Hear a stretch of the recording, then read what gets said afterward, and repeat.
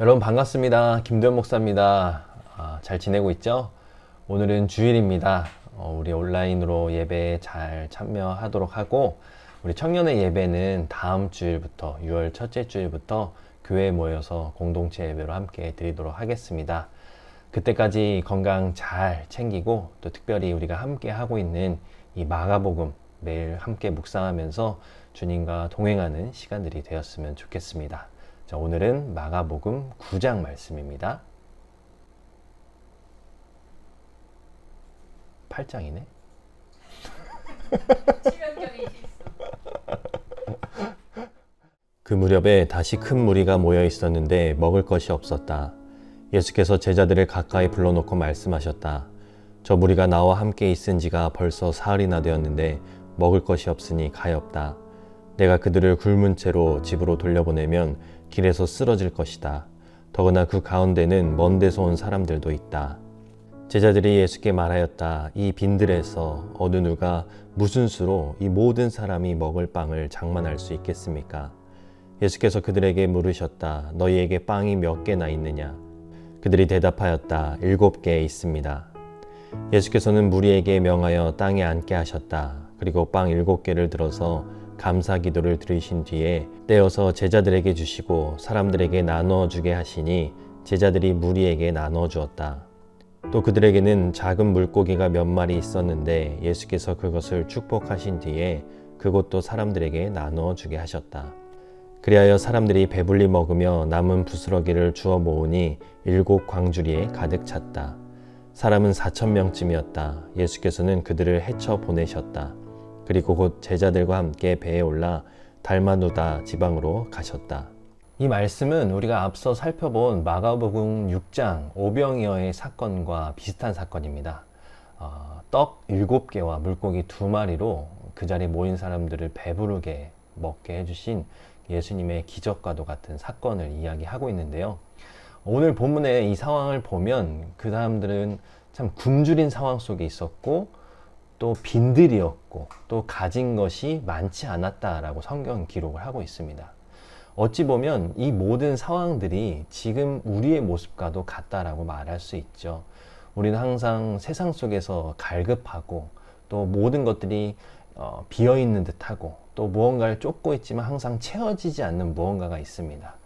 우리가 아무리 무엇으로도 채우려고 해도 채울 수 없는 부분, 그 부분을 예수님만이 채워주실 수 있다는 것을 오늘 본문 말씀을 통해 바라볼 수 있는 겁니다. 우리의 영적인 갈급함, 또 간절함, 또 채울 수 없는 공허함을 오직 주님의 사랑과 말씀, 주님의 능력으로서만이 채울 수 있다는 것을 이 칠병이어의 사건을 통해 바라볼 수 있다는 것이죠.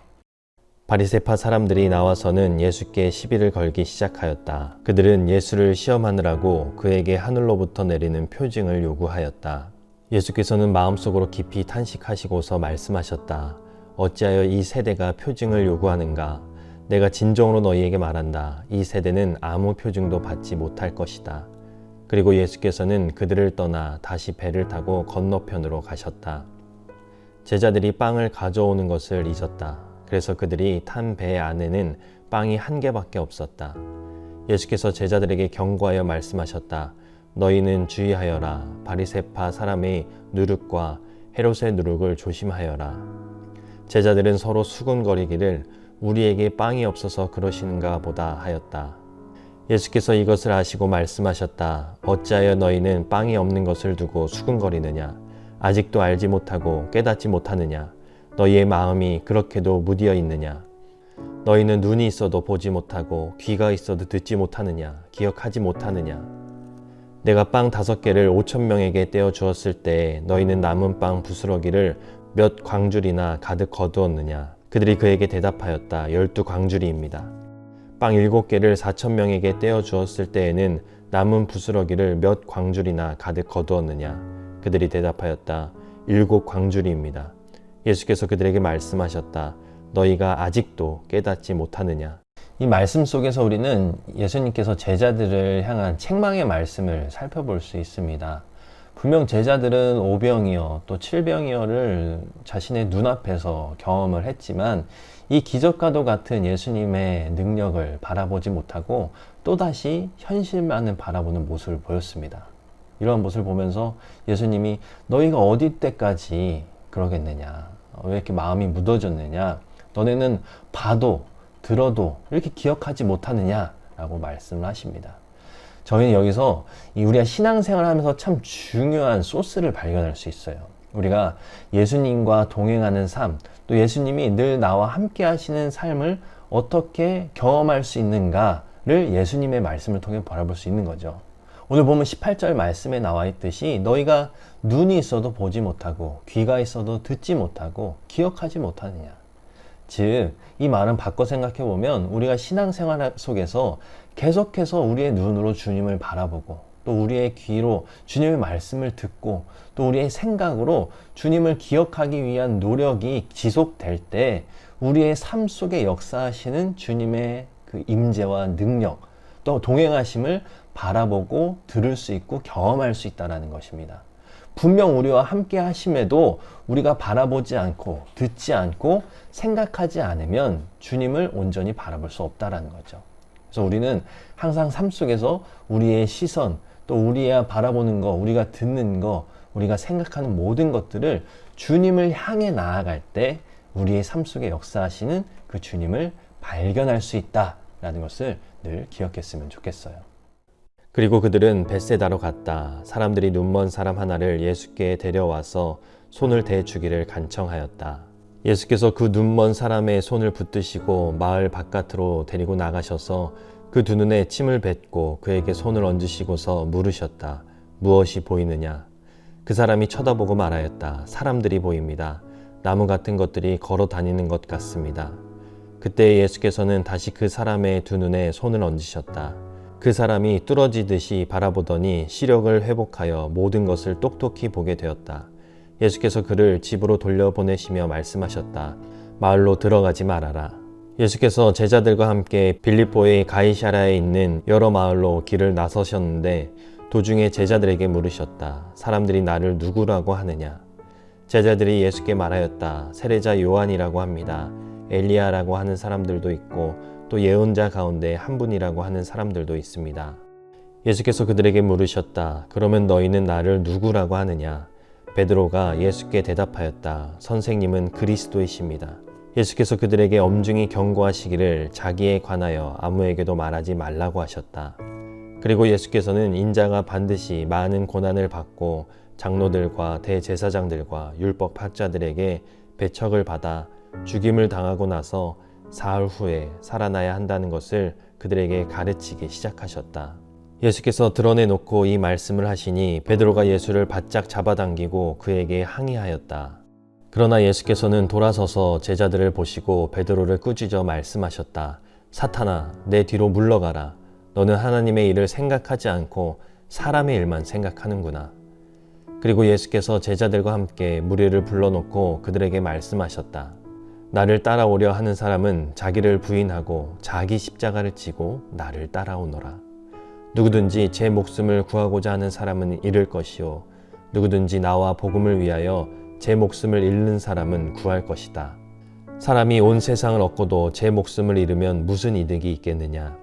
사람이 제 목숨을 되찾는 대가로 무엇을 내놓겠느냐? 음란하고 죄가 많은 이 세대에서 누구든지 나와 내 말을 부끄럽게 여기면 인자도 자기 아버지의 영광에 쌓여 거룩한 천사들을 거느리고 올 때에 그를 부끄럽게 여길 것이다.